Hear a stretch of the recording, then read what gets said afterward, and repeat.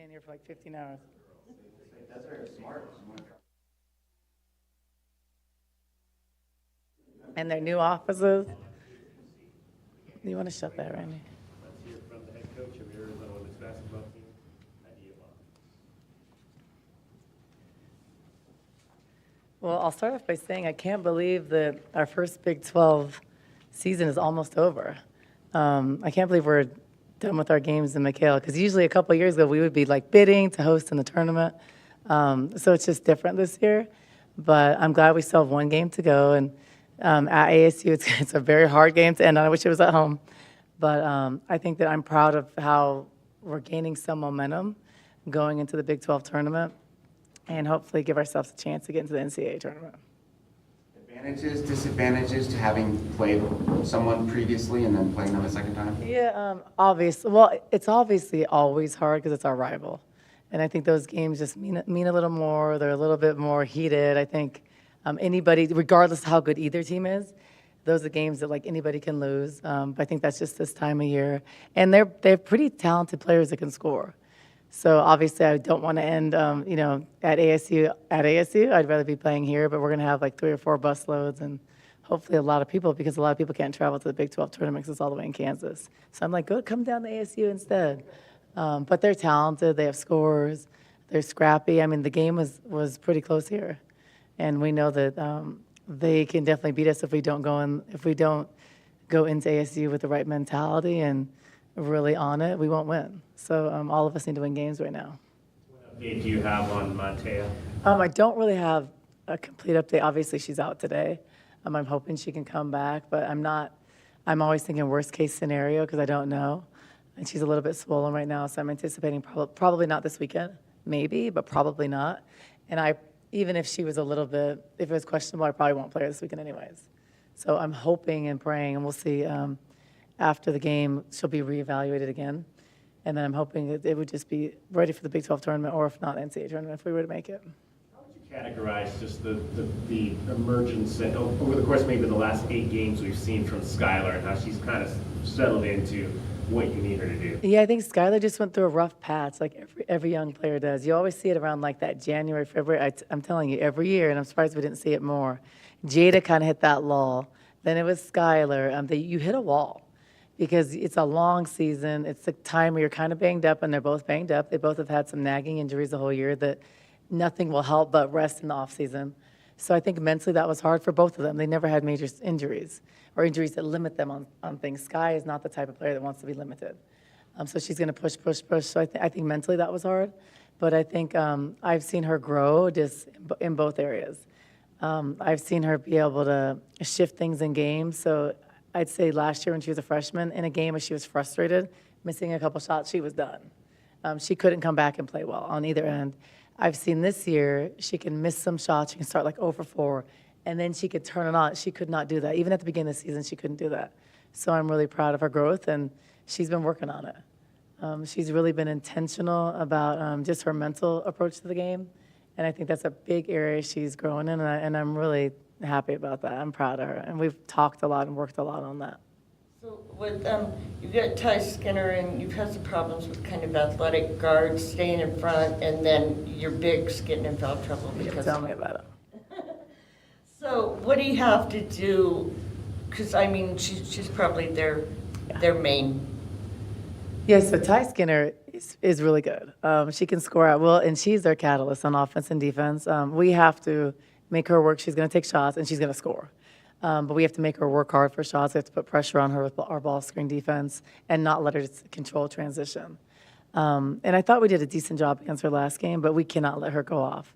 And I think that for her, these can be these are our last games, her last in senior night and all that stuff. So, and she was out last year. So I think this game is going to mean a lot to her, a lot of emotions. I think she's going to play well. So definitely have to guard her. And they just have a lot of weapons. They're capable. Brown is capable of going off, too. She's high volume, and she can score, and she's long and athletic. So she's hard. You saw in our last game against ASU, down the stretch, we gave her easy open threes.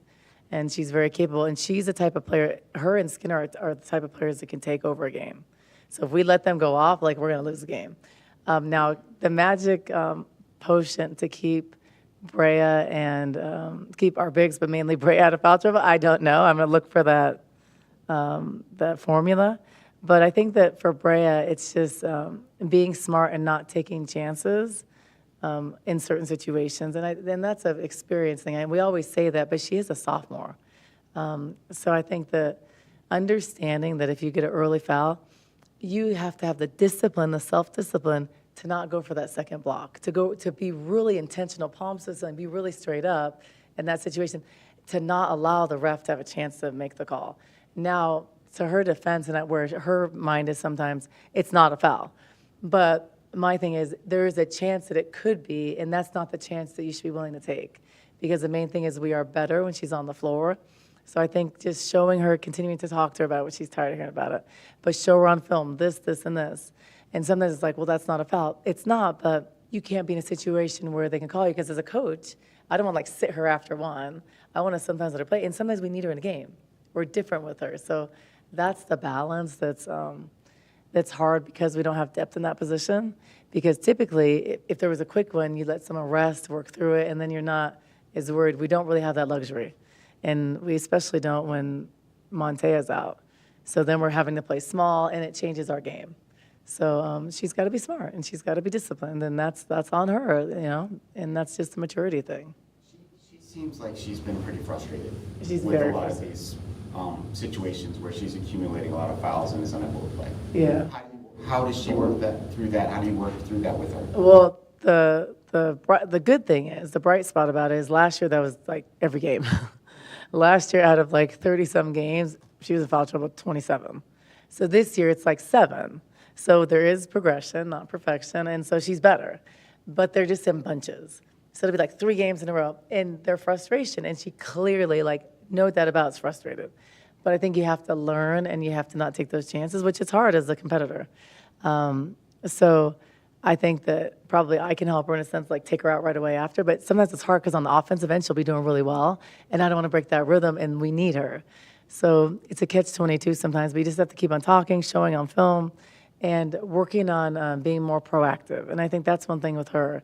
The fouls are primarily from being out of position. They're not in pick-and-roll situations, rarely. They're in, attacks to the basket because the guard gets beat, and then going for a block or being late and going for a block. So I think just repping, like being in position, like not being a step late. And when you do work proactively, you're not out of position as much. So for instance, an example of that is if I'm denying on the top and like I'm working ahead, I'm jumped to the ball. But when I'm working behind and late, I'm trying to deny after and I run into her or run through her, right? So it's just moving when the ball moves and the discipline to do that. And she's not there yet, but what I can say is she's improved so much.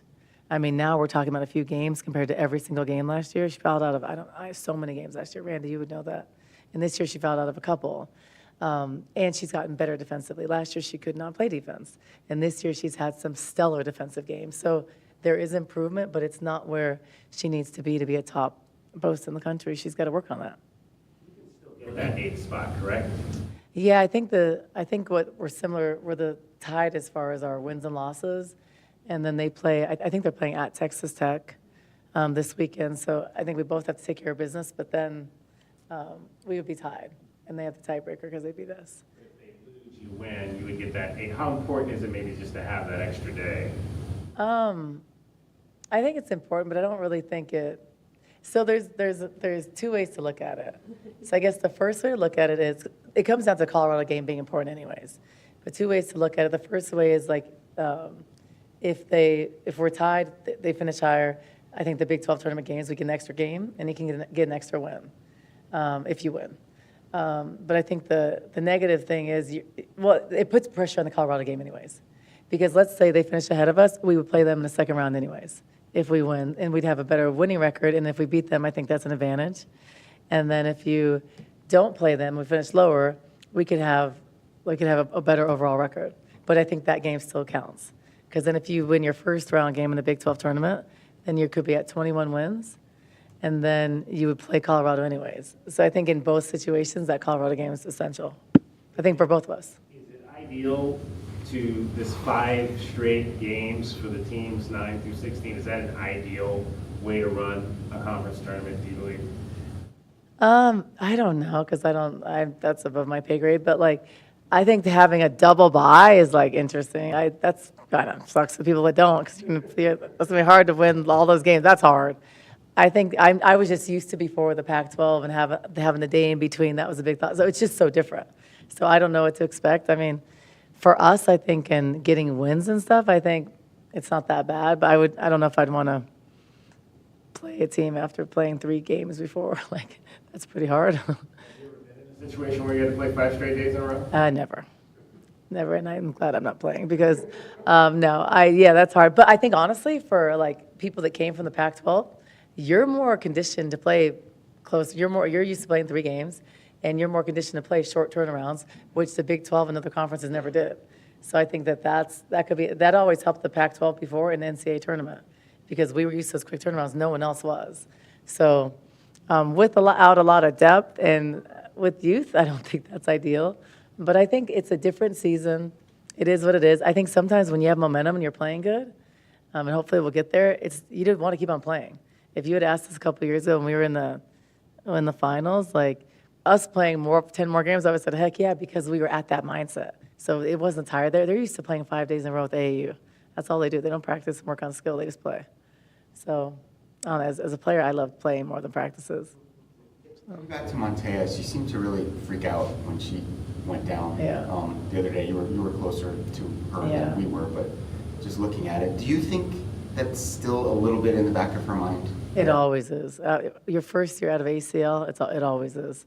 I think I'd say just being a player that has done that and had multiple knee surgeries, it takes like 2 years mentally.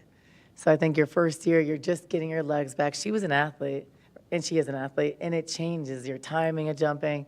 And I think when anything like that happens, it could be a bone bruise, it could be broken scar tissue, it is scary because you just spent 10 months rehabbing to get back, and then like the thought of having to do that again is like really hard.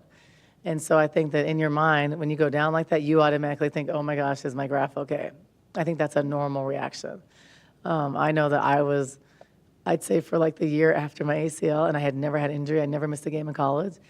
In the pros, I was scared to death to do layups because usually you always tear it like on a layup or a shift, like a jump stop. And so like you're scared to jump stop. Everybody that's had ACLs pretty much is, even for a year after. So it takes like 2 years. When did you hurt yours?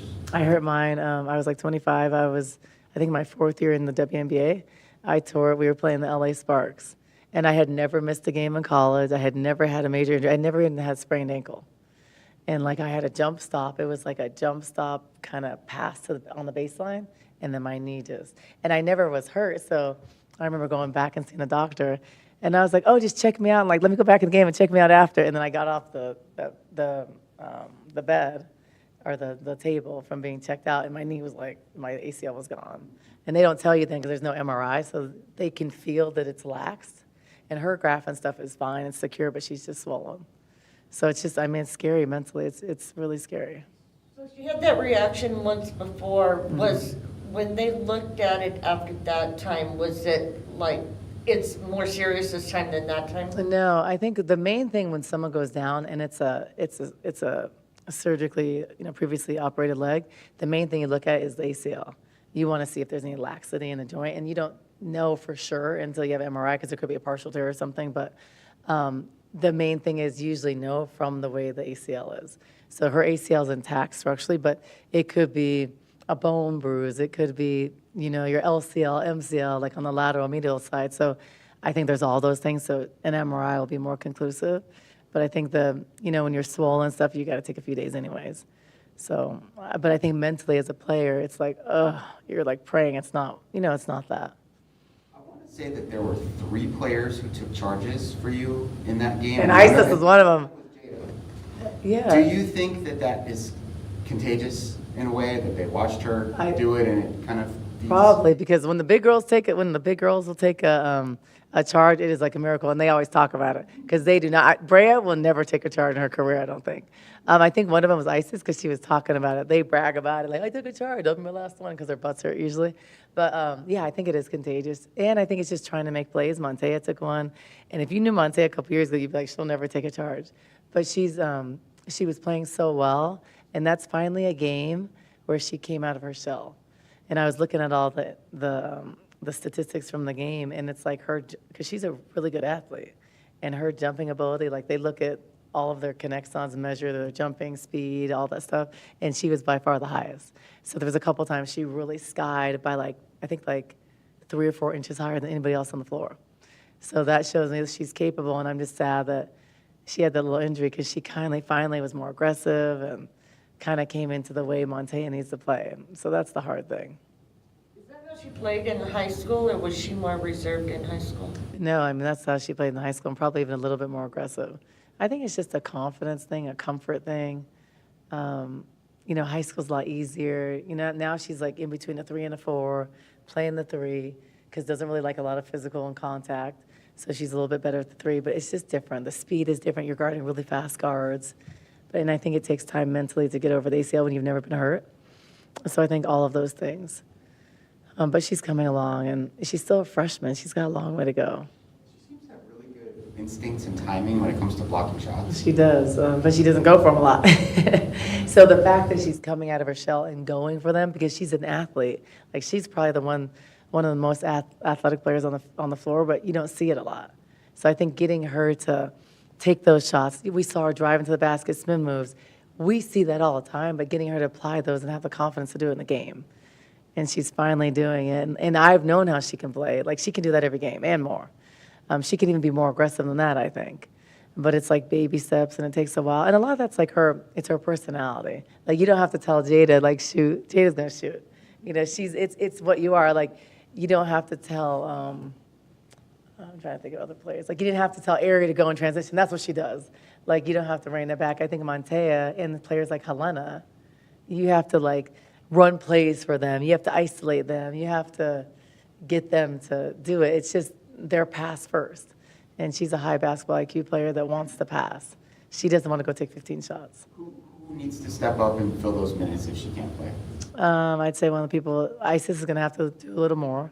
Brea's going to have to step up a little more and stay on the floor. Have the self-discipline to stay on the floor and do her job. Katarina's going to have to come in and play some minutes at the 4 and be solid defensively. And then that's going to put Sky sometimes at the 4 and we play smaller. Because I like when we went a little bit small a couple times with Sky at the 4, and we play 4 out anyways.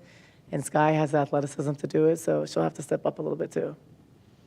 Natasha's had a hard time getting things going up there at ASU. What are the challenges that are inherent in a rebuild? Yeah, I think one of the biggest challenges I think when you're taking over a program is it's something different. Charlie was there for a really long time. I mean, she was there when I was a player and I coached against her. So I think that when there's someone that's had success for so long, she was there, 20? Yeah, something like that, because I'm 20. Yeah, I graduated in 98. So 20-something years, it's a long time for one coach who has the community, the donors. It's that's like Joan, who was here 17 years. I think it's hard to follow that, and it's a totally different, you're a different coach, a different style, different connections, and I think that takes time. And I think now also, if you look at the NIL and all those things, I think that's also a factor. So I don't know ASU's situation, but do you have those resources? I think it's very different. Charlie being there so long, she probably has a base of donors that she can go get $500,000 from. And Charlie's good businesswoman. I think that she probably had that network after 25 years to call 5 people and get $500,000 NIL money. And I think when you're new, you're establishing those relationships, and it takes years to build. And I think that process can be slower. And I don't know what the school gives. I don't know that situation. I'm just guessing from the peripheral. And I think it just takes time. But I think Natasha's a good coach. I think this year she got a lot of new players, and it's hard with 10, 11 players to put everybody together and make them play well. I think it's not easy. So I think the process is slower. And unfortunately with women's basketball, you're given 5-year contracts. Well, I can tell you at Arizona, I didn't have my team until 4 years. So really a 5-year contract is really hard, because the first year you get it, you're trying to keep who you want. Second year is always worse than the first year, because you have to get rid of people. You're cleaning up the culture, so you take a step back. I did the same thing. Third year, you have to start winning with the talent to win. So do you have the resources to do that? Because you have to, especially at this day and age. So I think really if you look at 6 or 7 year contract, it'd be more real, because you have your team. I had my team and my recruits in year 4, and not even all of mine. it was still a mixture. So it's really year 5, that's your team. Well, if you're not doing well, it's the end of your contract. And that's usually year 4, people are getting fired. So I think that process takes a long time. And I think now with the new model, I think contracts can be shorter. So but I think rosters can be built faster with revenue sharing, and you can be good. You can get 4 transfers and be good. So I think you can build a roster faster than we could in the past, but I think you can also lose a job faster probably. So it's gonna be fun. I'm excited. Change is opportunity. So I'm very excited. One more question, and Coach has to go. It's gonna be like the pros. It's gonna be like a professional team. Thank you. Yeah, you're welcome.